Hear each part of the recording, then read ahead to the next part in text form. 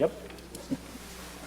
Monsieur le Président, la réforme sur la gouvernance locale est supposée être un moyen d'empowerment de nos communautés. Or, l'attitude et l'improvisation du ministre sur ce dossier depuis décembre me laissent perplexe.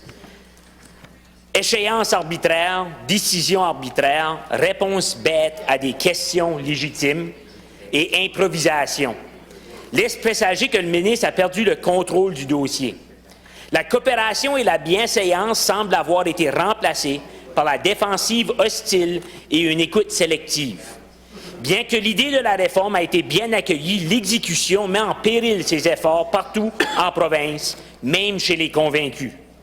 Plusieurs entités demandent d'avoir des extensions sur les échéances afin de pouvoir continuer des discussions constructives pour le bien de leur communauté.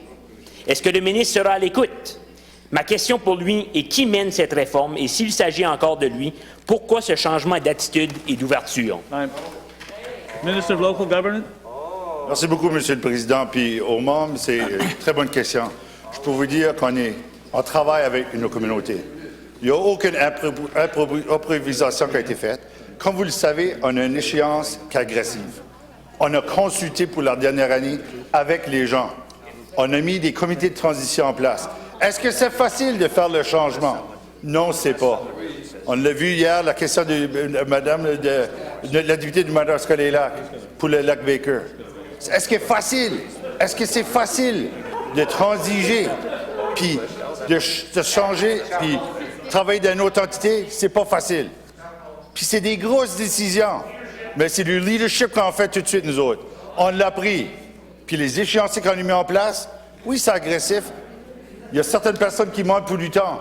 Parce que si on donne plus de temps, le temps peut être aussi un désavantage. C'est pour cette raison qu'on va de l'avant.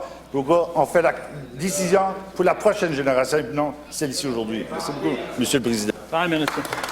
Deputy General. Mais pour que ça soit bien fait, des fois, ça prend du temps. Il faut laisser ce temps-là.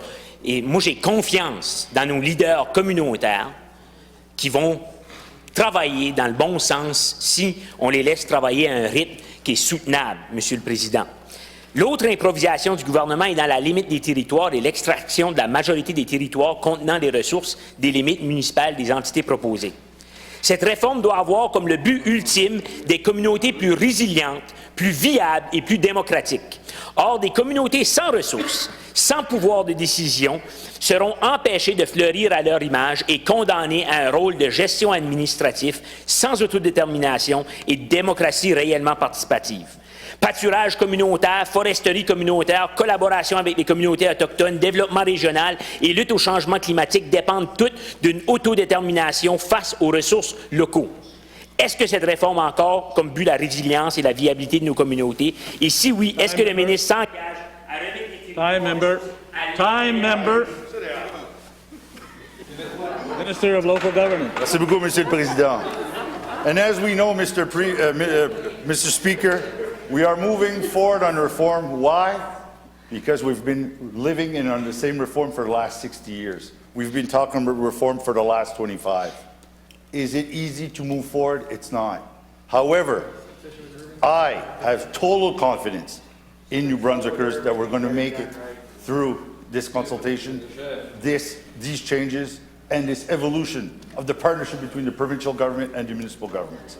Mr. Speaker, there was a democratic deficit. 30% of New Brunswickers that live in rural New Brunswick did not have access to vote. Today, they will. On the 28th of November 22, there will be a special election. They will be able to vote and finally have a say on their quality of life. And that's the reason, Mr. Speaker, the Premier wanted to move forward. We are moving forward. New Brunswickers want to move forward because they know this is the right thing to do, Mr. Speaker.